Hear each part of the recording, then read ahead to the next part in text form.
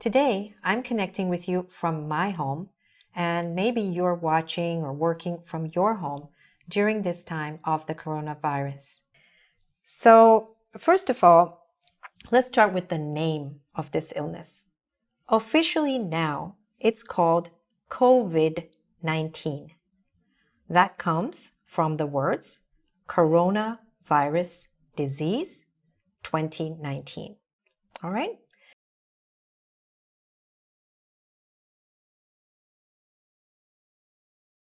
So how do we say that somebody has this virus or this illness?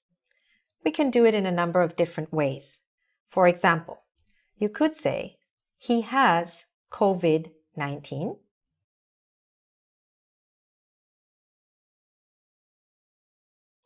Or you could make it negative and say, he doesn't have COVID-19.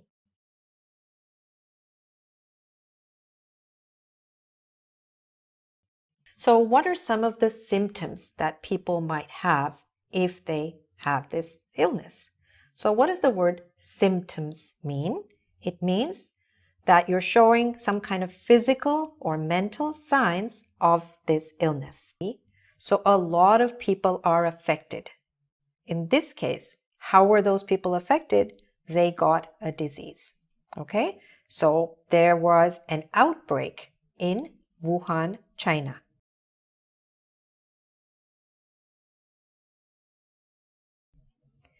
Next, when the outbreak spread to more people or other areas, it became an epidemic.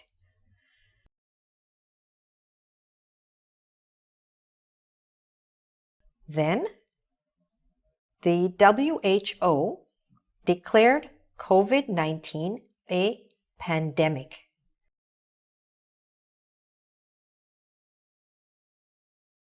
The WHO stands for World Health Organization, all right? And they said that now this disease has become a pandemic.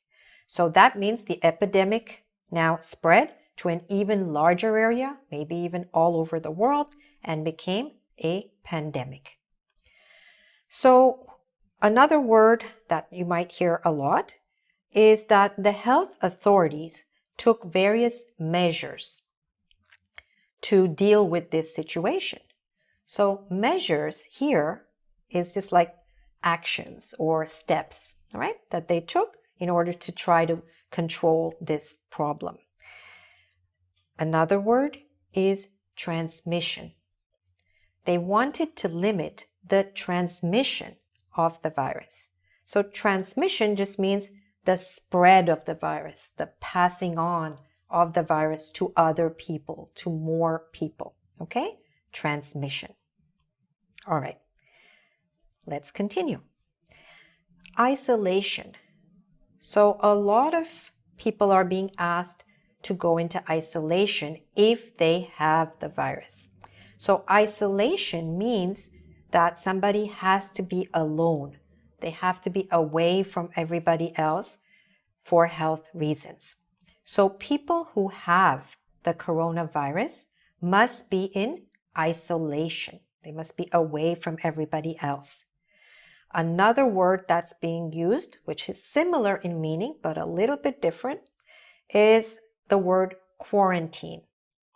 So people who might have the coronavirus are asked to be in quarantine.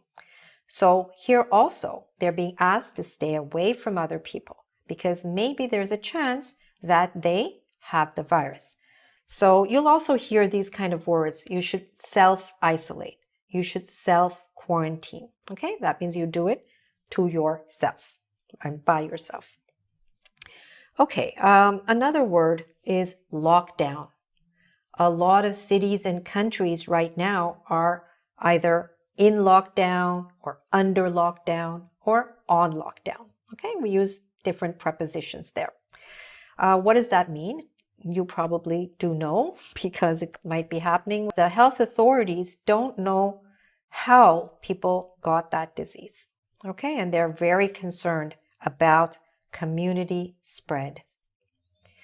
The next word I know you probably do know for sure, face mask, right? The white mask that people are wearing.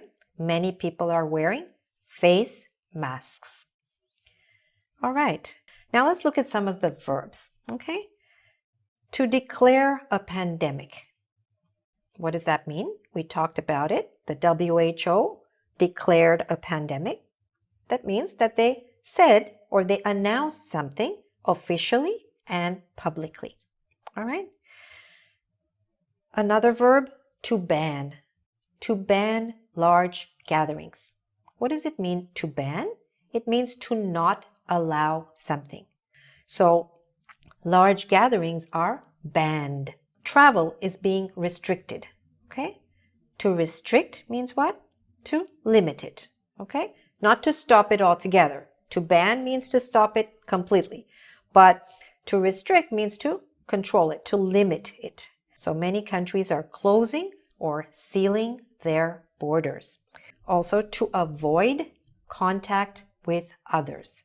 To avoid something means to try not to do that. Many people are stocking up on groceries, on food, on toilet paper. That's okay, and that's a little bit natural and normal, and it's going on everywhere. What's not okay is the next word, to hoard goods. To hoard means to buy much, much more than you need. And that is not looked at in a positive way, because if you hoard, a lot of non-essential businesses are being shut. To shut a business means what? To close it. Just like you shut the door, you can close the door. You can shut a lot of non-essential businesses. Next, another verb, to cancel. Lots of things are being canceled right now. Schools are canceled. Universities are canceled. Conferences are canceled. All kinds of things are being canceled. Then the other word is to postpone. Sometimes something is not canceled, but it's postponed. So to postpone something means to delay something. To plan to have it at a later date is to contain the transmission. So if I say to control the spread or to contain the transmission, it really means the same thing. Another verb which you can use is to develop symptoms.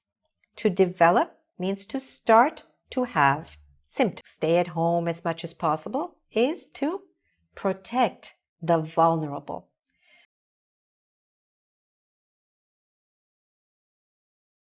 Going to hunker down at home.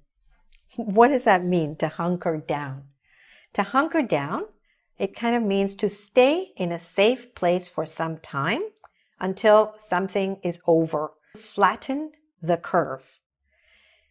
And the idea here is that they're trying to prevent a lot of people from getting sick at the same time, and to try and spread it out so that instead of, for example, 100 people getting sick at one time, and then the hospitals are very busy, having, let's say, 10 people getting sick over many days, so then the hospitals are not as busy. So the expression to flatten the curve refers to the graph that they show, that if you're showing how many people are sick or ill at a particular time, the graph might look like this. And this is a curve. So if they want to flatten the curve, right, they want it to go down like this so that they can extend the time when people get sick and have more resources and hospitals and doctors and medicines and test kits available for more people. So let's look at some adjectives now that are being used very often. Contagious. So they may say the virus, the COVID virus, is contagious. This just means that it can pass easily or pass to others. All right? It's contagious. It can pass on to others. She tested positive. It is a confirmed case. That means they don't have any doubt. They're saying, yes, it's right, it's confirmed, it's true, it's a confirmed case. We have a kind of pair of words. One is symptomatic, the other one is asymptomatic.